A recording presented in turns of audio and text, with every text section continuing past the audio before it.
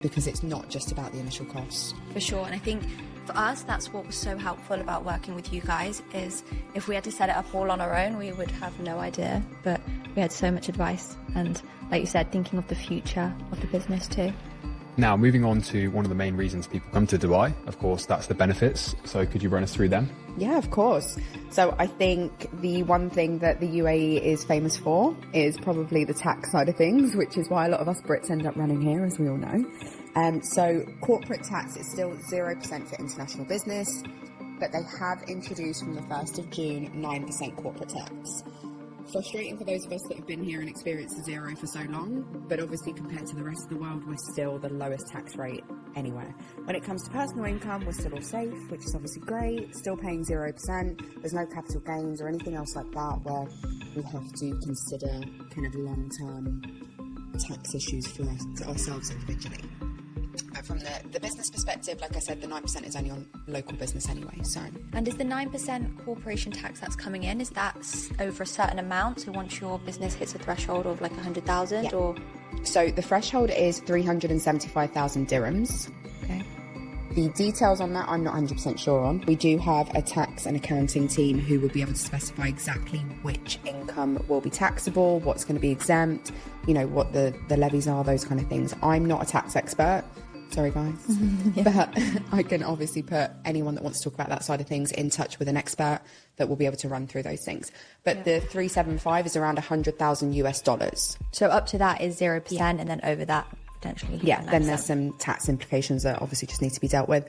Again, not everything's going to be taxed anyway. If it's, you know, the majority of the businesses outside of the UAE, that's going to be exempt anyway. It's just a case of doing your annual audits and making sure that, you know, whatever's coming in is taxed appropriately. One of the other reasons that a lot of people, you know, end up coming over to the UAE, other than the tax and the sunshine, is the fact that we are so strategically placed. You know, in terms of doing business, Europe, Africa, the Far East, we have access to so many markets, and I think obviously you guys will probably learn as a spec more as you operate more in the region. The reach here is just incredible. You know, as well as the other benefits, that's something that really, really benefits a lot of the businesses that set up here and expand into the region. Another benefit of moving to the UAE, as Matt and I know, is the lifestyle, which was a huge factor for us moving here. I mean, firstly, the sunshine is incredible.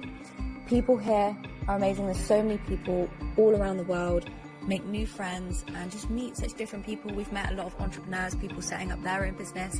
So it's great to surround ourselves with like-minded people.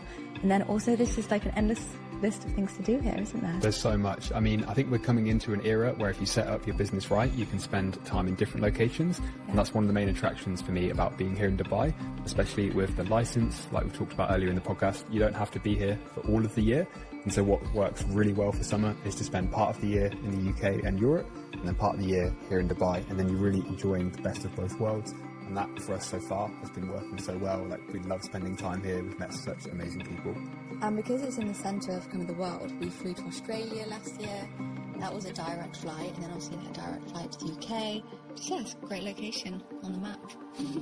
With tax as well, I know a lot of people are looking at investing in property here in Dubai. So if you guys have followed us for a while, you know Summer and I have bought property in the UK in a combination of in our personal name and also in a company. And it's a question that often comes up around being in Dubai. You know, should you structure your property investments in your personal name? Is there a more efficient, smarter way to do it? You know, incorporating it with a company. Obviously, we've got the benefits here of no capital gains tax on the income as well, which makes a massive difference. If you're an investor in the UK, you know all about that.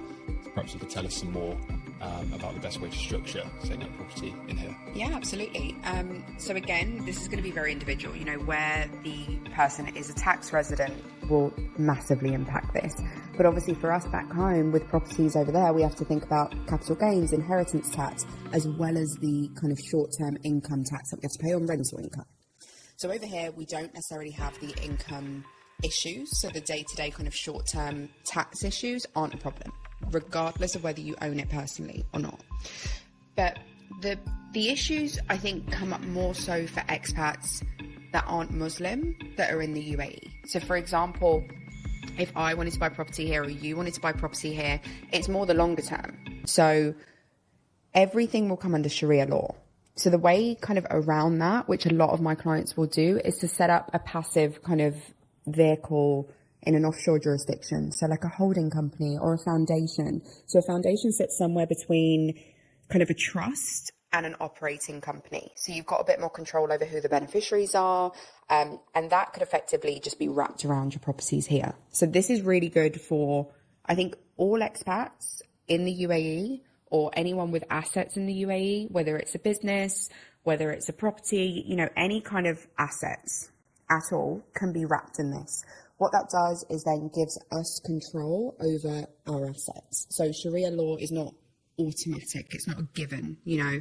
I'm not sure how many of your clients will know much about how it works, but, you know, assets can get frozen if someone passes away, which can be an issue. So, for example, if you guys get married one day and then Matt was unfortunately to die, then that could cause a problem.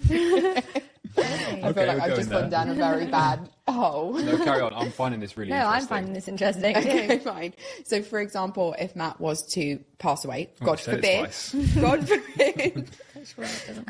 then that could cause a problem for you. So if all the assets are, even if they're in both of your names, you've got to consider what's going to happen because, you know, the assets will be frozen. So even if there's a will in place, this kind of just gives you that added layer of protection. And he gets to dictate, you know, if I pass away, 50% of whatever we've got is going to you, end of. Whereas, you know, Sharia law has some different rules, which us as Westerners aren't necessarily used to.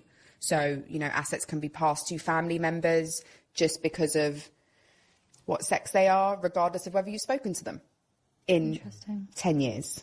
So for Westerners who are now living in the UAE, there's an extra layer of things that we need to consider, but it's also very easy to protect ourselves from these things. It's just having the knowledge and making sure that we do what we need to do to protect everyone. So can you set that up after you've bought the assets, or do you have to add the assets within it? Okay. So you can, if you've already got property here and it's in your personal name and you then want to change it over, then absolutely we can do that. We'll just set up the entity and then there's a transfer, but you're effectively gifting it to yourself because it was founded by you.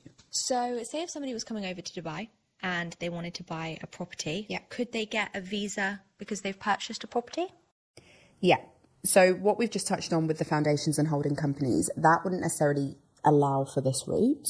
But if they did have at least one property in their own name, equity needs to be at least 2 million dirhams, which is just 50, something like that. So if they were to own a property and they've got that amount of equity, then we can actually apply for a golden visa. So if it was a case of, don't actually need to set up a business, I just want an investment there, I want to be able to come backwards and forwards, open a bank account, those kind of things, then absolutely there is that route and that option when it comes to it. And how long is a golden visa? So golden visa is 10 years validity, which is the longest visa that you can get. So obviously there's a lot about citizenship by investment and stuff around the world. The UAE, you can never get the passport. Right. So I think you can through marriage, but I don't know much about that. So I can't really sell you guys that, sorry. But in terms of the actual residency, that is the longest that you can get, which is great. And it gives people a bit more kind of freedom to come and go as they please. And just makes life a little bit easier. Open a bank account, get settled in. Even if you're not living here full time, come and go. And, you know, you don't have to do your medical tests until 10 years down the line. Do you only need to come into the UAE once a year? Is that the same as the... So the immigration rules will pretty much be the same with all visas anyway. It's just more their process and internal kind of system. If you haven't been in, they're going to wonder why. I'd have to double check if there was anything kind of special with the golden visas, but typically most of the visas do allow, you know, do require you to at least have visited once a year. But as we know, there are worse places in the world to have to go. It's quite easy to come here once a year. You come here even once for an amazing holiday. Yeah. And does that golden visa, is that easier to bring your family in? Because obviously we've mostly talked about it from a business and individual perspective, but a lot of people will be looking to bring their family over as well. So how do visas work with bringing family? So any visa that you get. So for example, if you are married and you've got 2 children and you want your whole family to be able to come over here or at least have residency, you know, whether you're living here full time or not, what would happen is, for example, if the father set up a business or had a golden visa or had some form of visa, employee, whatever it is, that person can then sponsor his wife and his children very, very easily. So there's not really any restrictions with that at all. But the the main kind of thing is get the first visa and then sponsor the others. So whatever length of time. So for example, if someone got a golden visa and they want to sponsor their wife and their kids, they would also get a golden visa. They'd get the 10-year in line. So it would be like an extension of their visa.